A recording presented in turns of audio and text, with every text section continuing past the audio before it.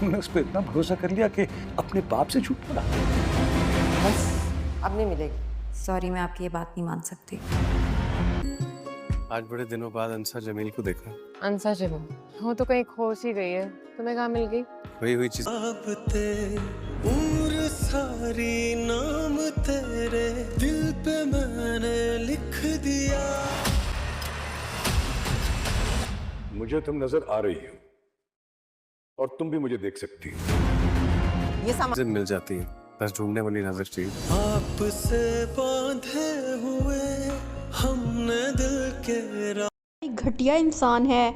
उसे तो ये तक शर्म नहीं आ रही कि वो बात किससे कर रहा है।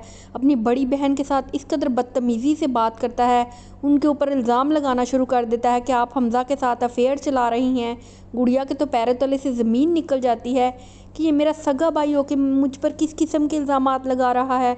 गुड़िया गुस्से में आकर उसे थप्पड़ मारने की कोशिश करती है तो वो आगे से उनका हाथ पकड़ लेता है और कहता है, ये थप्पड़ आप अपने मुंह पर मारें कि आपको तो अपने मरे हुए शोहर का भी ख्याल नहीं है और आप दूसरे लोगों से चक्कर चलाती फिर रही हैं।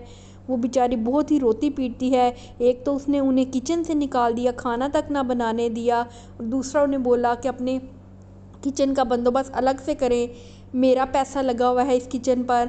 ये तक एहसास नहीं है कि वो बहन जिसने अपना सब कुछ इन लोगों पर कुर्बान कर दिया, अपना तमाम रुपया पैसा इन लोगों को खिलाती रही, पूरे घर का खर्चा अकेली अफोर्ड करती रही, वो कोई बात किसी को याद नहीं आ रही। उल्टा उस बेचारी को परेशान किए हुए हैं, बातें सुनाते हैं, इल्ज़ामात भी लगाने शुरू कर दिए हैं। दूसरी तरफ शहीर साहब भी अपनी चालें चल रहे हैं। वो आफिया को दिखाने के लिए अहमद को कहते हैं कि मेरा बिजनेस ज्वाइन कर लो, जबकि अहमद कहता है कि आई एम सॉरी अंकल, ये हमारे रिश्ते के लिए मुनासिब